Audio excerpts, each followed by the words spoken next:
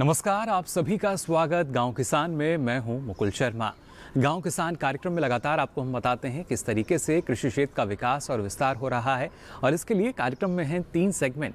पहले हम बात करेंगे खेती किसानी की, साथ ही बात होगी हमारा पशुधन की, और आखिर में बात करेंगे कामयाब किसान की दास्तां की। तो चलिए शुरुआत करते हैं कार्यक्रम की। किसान बहनों भाइयों, आज खेती किसानी में आपको हम जानकारी देने जा रहे हैं पराली प्रबंधन के बारे में।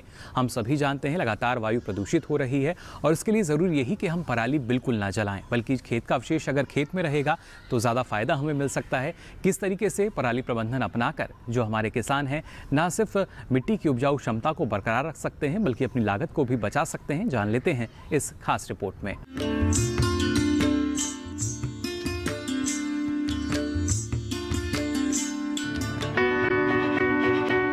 फसल कटाई के बाद फसल का एक बहुत बड़ा हिस्सा अवशेष के रूप में बच जाता है, जिसे पराली कहते हैं, क्योंकि किसानों को खेत खाली कर दूसरी फसल की बुआई करनी होती है।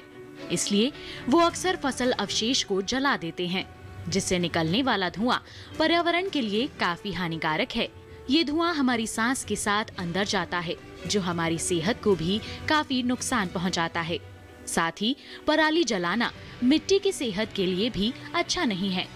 लंबे समय से पराली प्रबंधन पर अनुसंधान चल रहे हैं कि किस तरह से पराली को पर्यावरण का मित्र बनाया जाए। हालांकि पूसा रिसर्च इंस्टीट्यूट ने डीकंपोजर घोल बनाया है, जिससे फसल अवशेष से खाद बनाई जा सके। किसान खासकर साल में 2 बार फसल अवशेषों को जलाता है। हमारे देश में गेहूं और धान दोनों ही बम्पर पैदावार वाली फसलें हैं। अप्रैल में गेहूं की फसल तो सितंबर-अक्टूबर में धान की फसल तैयार हो जाती है, और इसी दौरान फसल अवशेषों को जलाया जाता है। धान की फसल कटने के बाद तुरंत गेहूं की फसल भी बोनी होती है, और इसलिए अगली फसल बोने के लिए खेत भी तैयार चाहिए।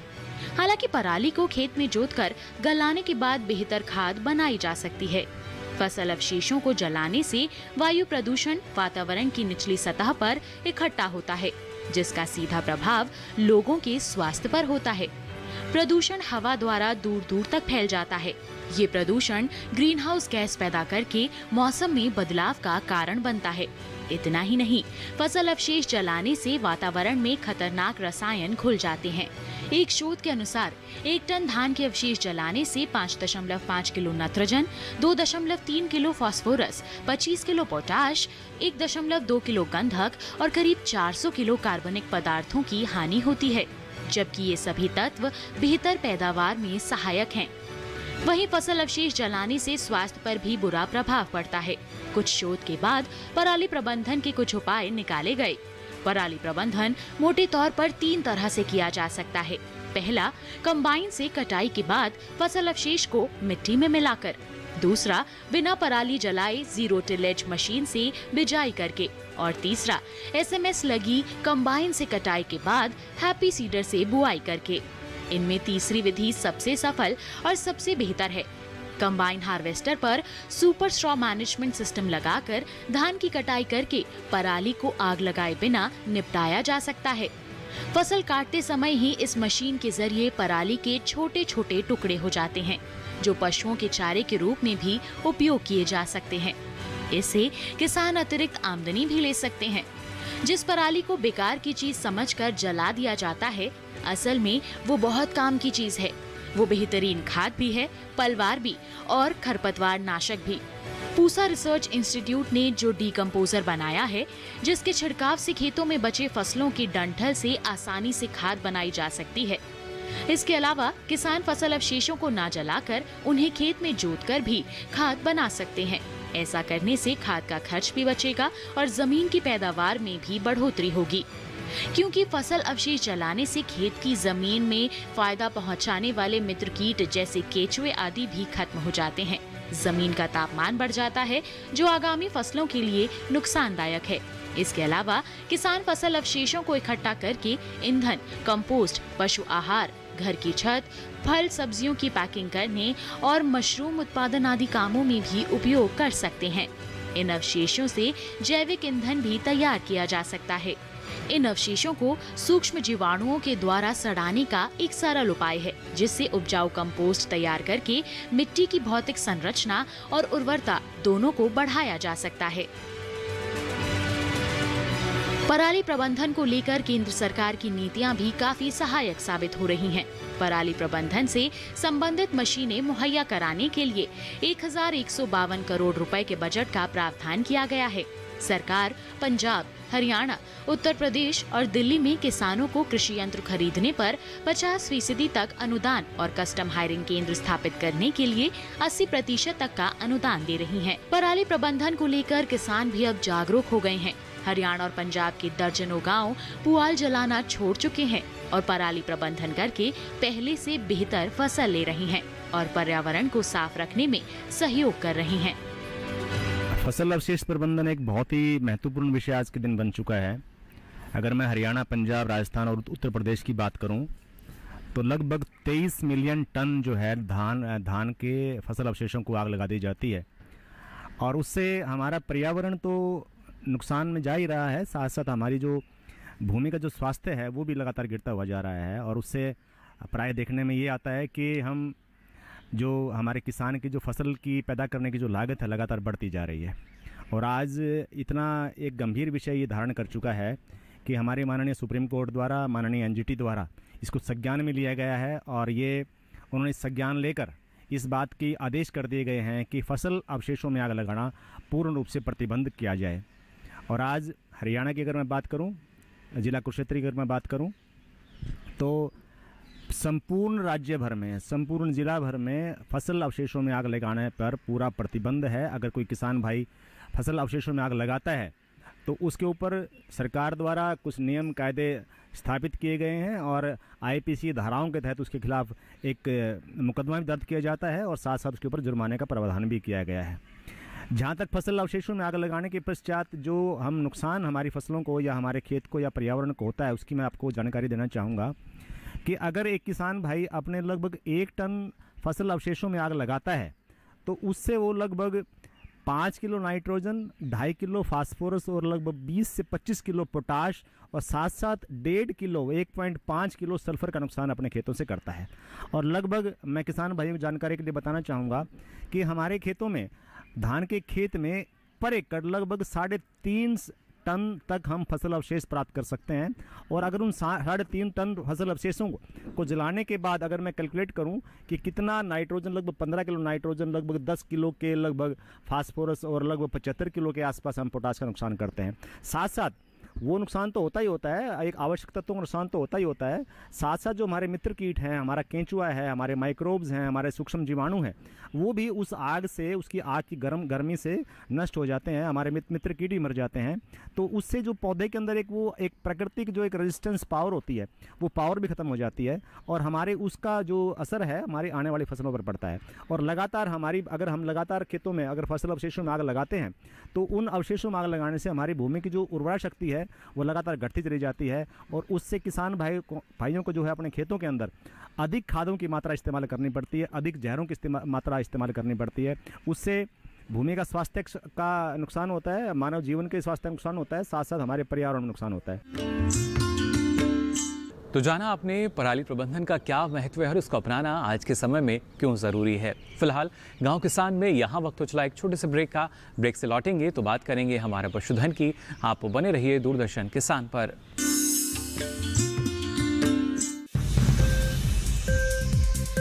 उपज के भाव ताव,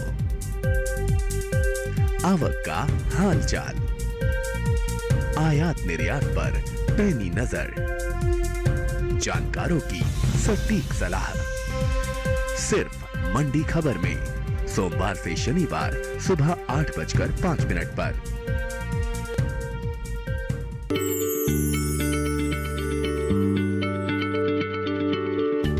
क्या आप किसी बीमारी से परेशान हैं? चाहते हैं डॉक्टर की सलाह? तो हम हैं आपके साथ, बताएंगे आपको जीने की राह। समस्याएं आपकी, समाधान देश के मशहूर विशेषज्ञों के। घर बैठे बात करें देश के जाने माने डॉक्टरों से।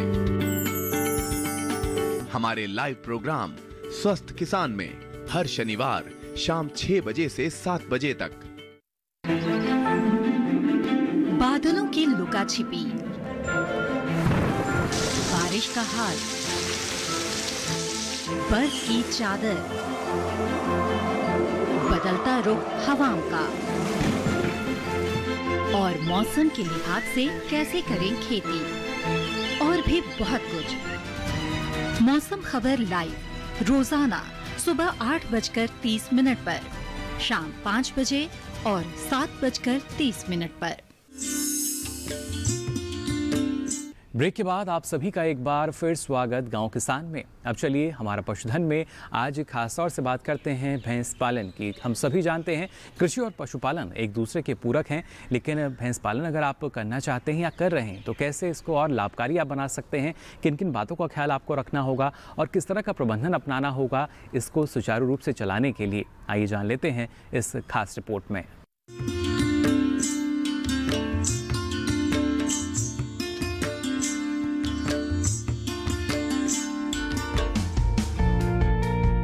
भैंस बहुउपयोगी पशु है जो कि दूध, मांस, खाल और खेती के लिए पाली जाती है। भारत में भैंसों की संख्या 105.3 मिलियन से बढ़कर 108.7 मिलियन हो चुकी है। इसकी सबसे अच्छी विशेषता ये है कि भैंस कम गुणवत्ता वाले चारों को खाकर उसे अधिक गुणवत्ता वाले पशु उत्पादों में बदलने में सक्षम है। भारत के दूध उत्पादन का लगभग 54% हिस्सा भैंसों से आता है, जिसके कारण भारत दुनिया में दूध उत्पादन में 1997 से प्रथम स्थान पर है। इसके अलावा भैंसें खेती के कार्यों में प्रयोग होने वाली पशु शक्ति में लगभग 30% योगदान करती हैं। हमारे देश में पशुपालन में भैंस पालन ज्यादा प्रचलित है। अच्छी नस्ल की भैंसों से दूध उत्पादन भी अच्छा मिलता है। भारत में भैंस की 15 नस्लें पंजीकृत हैं, जिनमें से पशुपालकों में सबसे लोकप्रिय मुर्रा, सुरती, जाफराबादी, मेहसाना, भदावरी, गोदावरी, सांबापुरी, तरई जाति की भैंसें काफी हैं। हमारे देश में भैंस के दूध की बढ़ती मांग से इनकी संख्या में भी इजाफा हो रहा है। एक अनुमान के हिसाब से साल 2023 तक भैंसों की संख्या में 18% तक की बढ़त हो सकती है। यह अनुमान इस पशु की लोकप्रियता बतलाता है। भैंसें वातावरणीय गर्मी के प्रति काफी संवेदनशील होती हैं, इसलिए इनका आवास ऐसा हो जहां पशु खाने, आराम करने, घूमने और सांस लेने के लिए किसी भी तरह की असुविधा न महसूस करे। बंद आवास की तुलना में खुले आवास ज्यादा आरामदायक होते हैं, लेकिन बंद आवास की बात करें तो बाड़ा ऐसा होना चाहिए जहां सर्दी, गर्मी और बारिश से भैंस को बचाया जा सके और साथ ही हवादार भी हो। बाड़े में कच्चा फर्श हो तो ज्यादा बेहतर होता है। वहीं अच्छा उत्पादन लेने के लिए पशुओं की खास देखभाल की जरूरत होती है। भैंस को एक दिन में करीब 4 किलो दाना, 3 किलो गेहूं का भूसा, 15 से 20 किलो हरा चारा लगता है।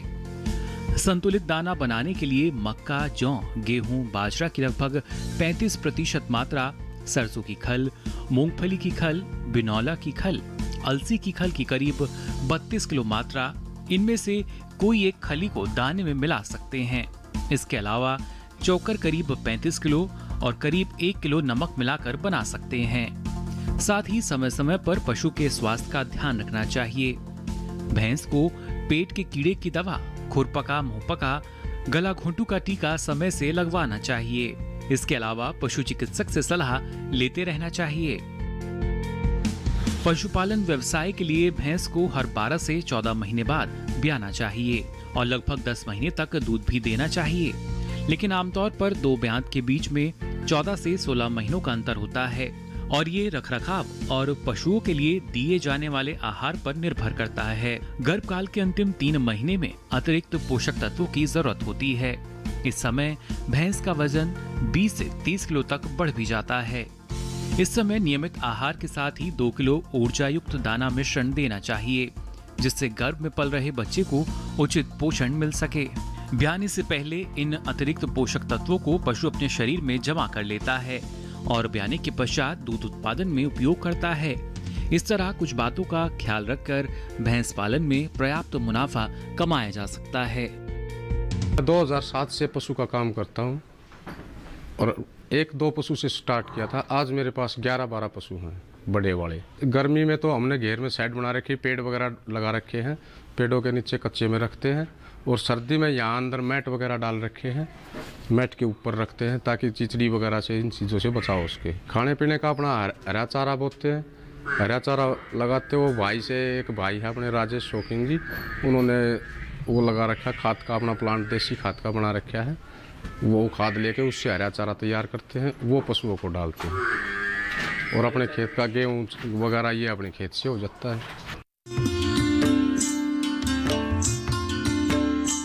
तो जाना आपने सफलतापूर्वक भैंस पालन आप कैसे कर सकते हैं। अब आइए नजर डाल लेते हैं इस माह के पशुपालक कैलेंडर पर।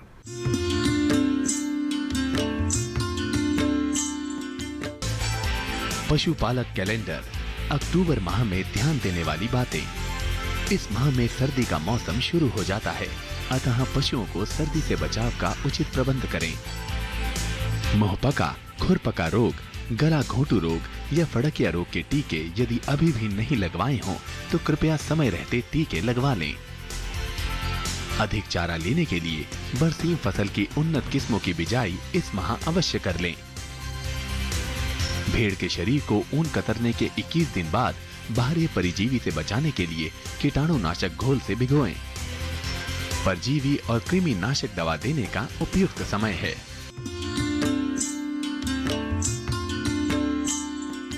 तो देखा आपने कैसे आप अपने पशु को निरोगी और स्वस्थ रख सकते हैं, साथ ही अपनी लागत को बचा सकते हैं। फिलहाल गांव किसान में यहाँ वक्त तो चला एक और छोटे से ब्रेक का। आप बने रहिए दूरदर्शन किसान पर। बीमारियों से कैसे बचेगी फसल? मवेशियों की मुश्किलों का क्या है हल? कहां से लाएं बीज, कितनी लगेगी खाद? किसानों के हर फोन का विशेषज्ञ देंगे जवाब। देखिए हेलो किसान लाइव सोमवार से शुक्रवार शाम 6 बजे।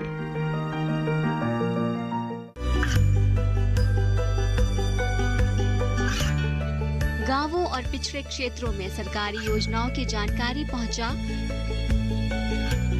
देश में कौशल और क्षमता विकास कर ग्रामीणों को सामाजिक बदलाव और विकास से जोड़ने की दूरदर्शन किसान की पहल चौपाल चर्चा देखें सोमवार से शुक्रवार सुबह 9 बजे।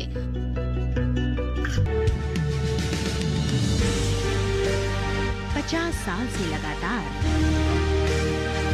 कृषि दर्शन है आपके साथ। खेती की नई तकनीकों से लेकर किसानों की हर समस्या का हल, जारी है कृषि दर्शन का ये सफर। किसान चैनल के साथ सोमवार से शुक्रवार शाम 5:30 पर। ब्रेक के बाद आप सभी का एक बार फिर स्वागत गांव किसान में। अब हम पहुंच चुके हैं हमारे आखिरी सेगमेंट, जिसमें आपको दिखाते हैं कामयाब किसान की दास्तां।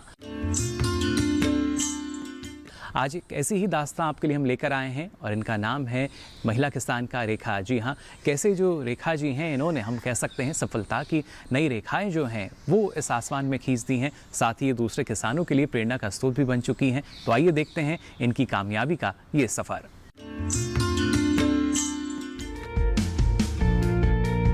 इरादे मजबूत हों तो कोई भी कामयाबी हासिल की जा सकती है। ऐसे ही मजबूत इरादों की मिसाल हैं होशियारपुर पंजाब की रेखा शर्मा, जिन्होंने अपने प्रयास से न केवल अपना ही भविष्य संवारा बल्कि कई महिलाओं को रोजगार देकर उनके जीवन में भी खुशहाली लाई है। यूं तो रेखा शर्मा महज 23 साल की हैं, लेकिन उनकी उपलब्धियों को उनकी उम्र से नहीं आंका जा सकता। 2 मास्टर डिग्रीधारी रेखा ने कृषि उत्पाद के क्षेत्र में एक मिसाल कायम की है। वैसे तो रेखा ने समाजशास्त्र और इंफॉर्मेशन ऑफ टेक्नोलॉजी की पढ़ाई की है, लेकिन अब पूरा समय अपने समूह और उसकी तरक्की में लगा रही हैं। रेखा 2003 में जब 10वीं कक्षा की पढ़ाई कर रही थीं, तब उनके क्षेत्र में भूमि एवं जल संरक्षण विभाग की ओर से एक बस भेजी गई, जिसका उद्देश्य गांव के लोगों में सेल्फ हेल्प ग्रुप जागरूकता के लिए दिल्ली के प्रगति मैदान में आमंत्रित करना था। रेखा के माता पिता वहां से आकर काफी उत्साहित थे और चाहते थे कि गांव में बाकी लोग भी इसका लाभ लें और वो खुद का एक समूह बनाएं। लेकिन शुरुआत में लोग इससे प्रभावित नहीं हुए, लेकिन बाद में करीब 13 महिलाएं उनके सेल्फ हेल्प ग्रुप SSM की सदस्य बनी। इसके बाद रेखा शर्मा ने सबसे पहले बाकायदा प्रशिक्षण लिया और अपना काम शुरू किया। इसके बाद उनके गांव कृषि विभाग की एक टीम आई जो सभी सदस्यों को जंगलों में ले गई और जंगलों में होने वाली फलों और जड़ी बूटियों की जानकारी दी। इसके बाद उन्हें कृषि विज्ञान केंद्र में ले जाकर उन फलों और जड़ी बूटियों को उत्पाद में बदलने की ट्रेनिंग दी। कृषि विश्वविद्यालय लुधियाना में उत्पादों से संबंधित और बेहतर जानकारी दी गई। इसके बाद रेखा के ग्रुप ने अपने काम को और बेहतर तरीके से करना शुरू किया और अचार, मुरब्बा और जूस बनाने के काम में रफ्तार बढ़ाई। पूरी रात हमने लगाकर जो सादे व्हाइट पेपर होते हैं ब्लैक स्केच के साथ कैंची के साथ छोटी छोटी स्लिप्स बनाई थी और पूरी रात उस पे अपने सेल्फ हेल्प ग्रुप का नाम, उसमें कितनी हमने मिकदार है, 500 ग्राम है या 1 किलो है, उसकी पैकिंग है, कितना इसका मूल्य है, ये हमने उसी के साथ पूरी रात लगाकर हमने सेल्फ हेल्प ग्रुप के मेंबरों ने वो सारा सेटअप किया। रेखा बताती हैं कि अब तक हमारे समूह को कोई खास पहचान नहीं मिली थी, लेकिन हमारा काम जारी था पूरी शिद्दत के साथ। 2011 की बात है। एक दिन अचानक वन विभाग ने बताया कि दिल्ली हाट में सेल्फ हेल्प ग्रुप की प्रदर्शनी के लिए हमें भी बुलाया गया है। इसके लिए हमने अपनी तरफ से पूरी तैयारी की, लेकिन दिल्ली पहुंचने के बाद उनका ये ग्रुप असली प्रतिस्पर्धा से रूबरू हुआ। लेकिन उन्होंने हार नहीं मानी और उनके उत्पाद एक ही दिन में बिक गए और करीब 70,000 की बिक्री हुई। रेखा खुद ये जानकर हैरान थी कि कैसे उनके उत्पाद एक ही दिन में बिक गए। फिर बाद में पता चला क्योंकि उनके उत्पाद गुणवत्ता के हिसाब से सबसे अच्छे थे। सफलता ने अभी दरवाजा खटखटाया ही था कि एक और उपलब्धि मिलने वाली थी। 2012 में पंजाब के तत्कालीन मुख्यमंत्री उनके जिले में आए हुए थे। मुख्यमंत्री ने उनके उत्पादों को चखा और प्रभावित होकर करीब 70 लाख की ग्रांट की सौगात दी। इस रकम से रेखा शर्मा ने एक लैब बनाई और अपने उत्पादों की पहुंच बढ़ाई है। रेखा के ग्रुप को उनके कार्य के लिए कई बार सम्मानित भी किया जा चुका है। आज उनके ग्रुप के द्वारा बनाए गए उत्पाद देश विदेश में भेजे जाते हैं। कृषि विज्ञान केंद्र की ट्रेनिंग्स के साथ अपने काम को इम्प्रूव किया। उसके बाद पंजाब एग्रीकल्चर यूनिवर्सिटी लुधियाना, फिर जो हमारी नॉनी यूनिवर्सिटी है सोलन में, उससे ट्रेनिंग्स ली। उसके बाद फिर हमने अपने काम को परफेक्टली करना स्टार्ट किया। देखा आपने कैसा रहा रेखा जी की कामयाबी का ये सफर। हम उम्मीद करते हैं कि ऐसा ही सफर आपका भी रहे और आप भी लगातार कृषि क्षेत्र में नित नई ऊंचाइयों को छूते रहें। फिलहाल आज के लिए गांव किसान में बस इतना ही। दीजिए इजाजत। नमस्कार।